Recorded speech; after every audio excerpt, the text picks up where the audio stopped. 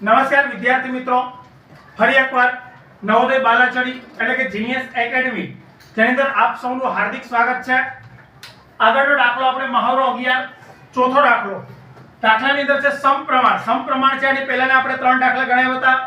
સમપ્રમાણ છે એનું સૂત્ર પણ આપણે જોઈ ગયા કે d = b * c જેના છેદમાં શું મૂકતા આપણે a। તો સમપ્રમાણ છે એનું સૂત્ર પણ ખબર છે। અહીંયા જોઈએ 3 દિવસમાં 276 મિલીમીટર, 3 દિવસ બરાબર 276 મિલીમીટર। તો અહીંયા એક અઠવાડિયું કીધું છે। એક અઠવાડિયું એટલે કેટલા? તો કે 7 દિવસ। એક અઠવાડિયા બરાબર કેટલા દિવસ? 7।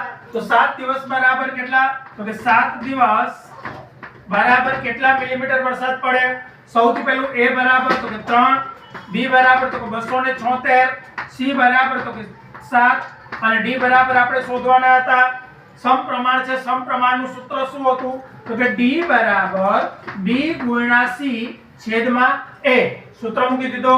હવે d બરાબર b * c એટલે b બરાબર કેટલા હતા? તો કે 276, c બરાબર કેટલા હતા? તો કે 7, a બરાબર કેટલા હતા? તો કે 3।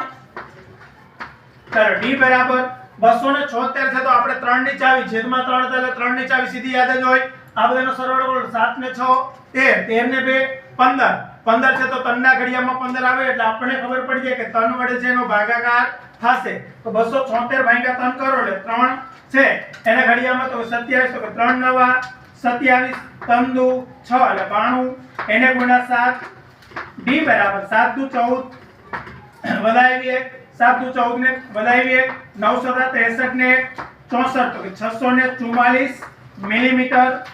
કેટલો? તો કે 644 મિલીમીટર। જવાબમાં ઓપ્શન છે તો જે ચાર ઓપ્શન આપ્યા હતા એમાંથી કયો ઓપ્શન? A। તો એનો જવાબ શું આવશે? તો કે A ઓપ્શન। જ્યારે પરીક્ષાની અંદર પૂછાય તો આ રીતે સમપ્રમાણ છે। સમપ્રમાણની અંદર જે ઓપ્શન આપ્યા એની ઉપર આપણે ટિક માર્ક કરવાનો ભૂલવાનો નહીં। Thank you very much.